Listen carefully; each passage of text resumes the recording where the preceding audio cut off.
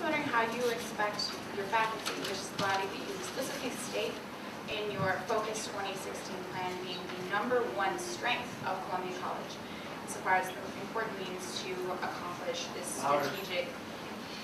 You list the faculty in your Focus 2016 plan as being the #1 strength of the college in accomplishing this strategic vision.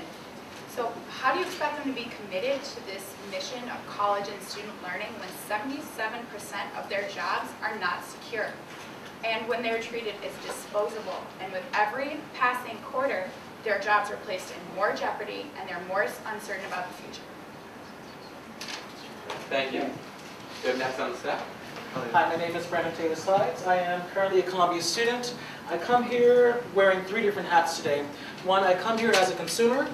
I also come here as a student of the Student Government Association in the college, but I also come here as myself as a concerned student. I'm coming speaking not mostly about faculty, but more about department issues and concerns that I have about the department. For the past 2 years, I've received letters from my faculty who has told me that she's been sending letters to the administration as well as the department chair about having the lack of resources that we need. And we've been told that it's just not in the budget, but at the same time I have to question, as consumers we're paying and we also have tuition prices going up, then what is our money going towards? That is a major concern for me. I literally, as a representative, I have to go discuss and have forums with my students in my department. I have signatures right here of all the students who are very concerned and upset about having a computer lab, and we only have 14 students when we only have 10 computers working. At the same time, we are scheduled to have a lab that's not available to us at all when we need it. There are either classes using it, there are private lessons using it. We can't go to other departments because they do not have the software programs we need. So I have to ask, what are we paying for and what do we do? Okay, do you want to use those? Yes, I'll get into that. Okay, thank you. Thank you. All right, thank you. Next on the staff. Hi, I'm Abby Kress. I am newly president of Columbia's Renegades, which is our athletic association. People don't know about it. And I'm also senator on student government. And I'm here kind of to talk on a little lighter note. Like, I love our faculty, I love our staff. Everyone does a great job. But I think the faculty staff, they need to be more informed, and they need to kind of influence and encourage students to go to events and get involved. Like, what student engagement have really been working on this year and for the past few years is community. You know, a lot of students don't return because they don't feel a sense of community. Getting involved with student engagement is community right there. Mark Kelly and Carrie Summers, they do an excellent job with student affairs. And, you know, but that only goes so far. We need, you know, the rest of the faculty and staff to know about what goes on campus. And, like, so many people don't know that we use forms here. We're in art school, and yeah, I get that, but yeah, so Spread the word. Yeah, spread the word. All right. David, go ahead. Hi, I'm David Orlikoff. I'm a senior, actually graduating at the end of this semester, so in 1 week. Yeah, Columbia. I have an interdisciplinary film and video critical studies major with a journalism also.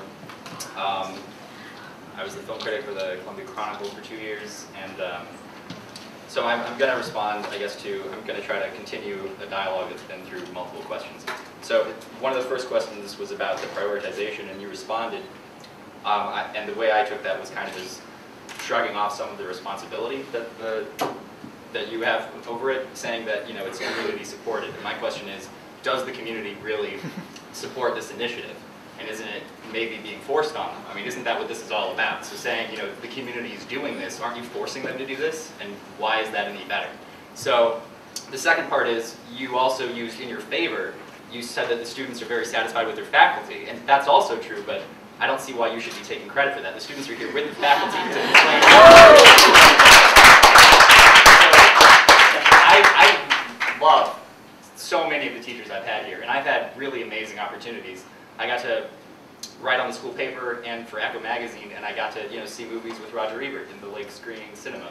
And I still continue to have opportunities through Columbia, and the working relationship to the industries definitely has a benefit. But I don't think that is relevant to why everyone is here today. I think we're talking about something specific, and you know what it is, and it's this prioritization that we don't agree with. And an example of that, we heard about, the people teaching classes for 24 years and not getting them anymore. Well, I am a critical studies major, and I have, in many ways, the best resume for that I could possibly have for someone my age. I've been involved with multiple children's film festivals and things of that sort, and other things as well. But one thing I'm missing is Cinema Studies 2, because in the 4 years I've been here, it has not actually occurred.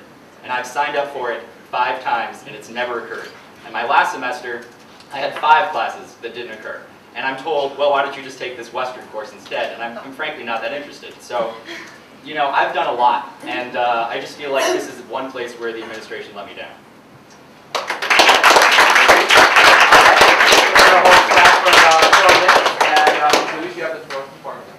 Well, first, I just respond.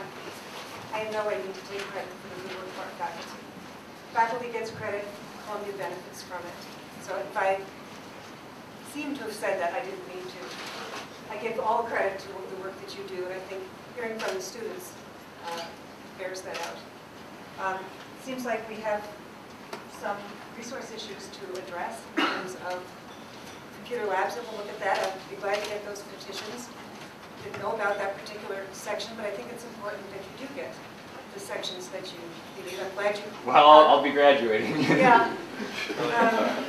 But I'm glad that overall you feel you're well prepared. That's important. I think prioritization is one of the topics that's here today. I'm hearing a lot of topics. So maybe I should say a little bit more about that, and whether people like it or don't like it. I think any institution is obliged to manage properly. And this is an effort on Columbia's part to really take a look at who we are. This is a time, it's not prioritization, that unfortunately, we don't want people to not have to get their courses. It's great if enrollment keeps growing and we keep having more and more sections. That is a win-win all around. There's no question about that. We're not in that situation. Our enrollment's gone down for the past couple of years, and that means fewer sections, and unfortunately that means fewer teaching opportunities for the part-timers.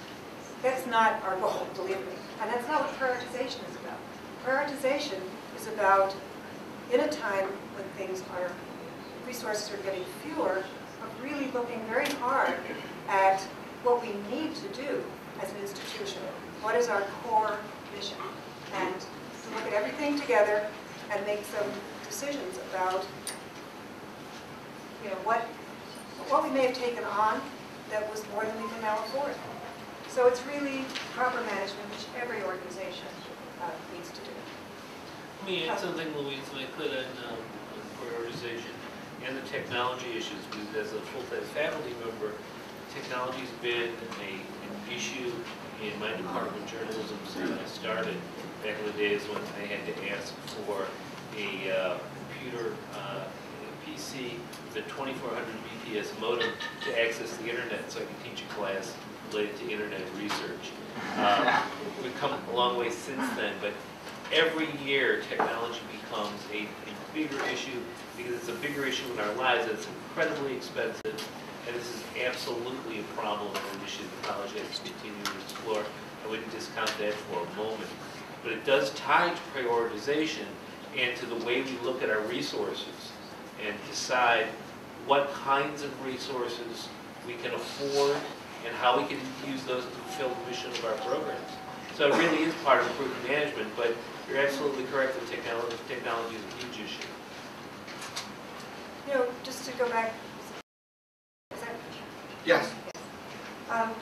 You spoke about sides, and I've gone on record that I don't feel like I'm on a side. I think we're all on the same side. I think everyone in this room is concerned about student learning, student education. And I don't feel that I'm on a side. I was talking more about the vehement denials that we get emailed. Let's see what other issues we want to talk about. Is that one of my notes? One of the biggest concerns the gentleman who spoke about not being able to get a course that's critical to his program. That's a very serious concern.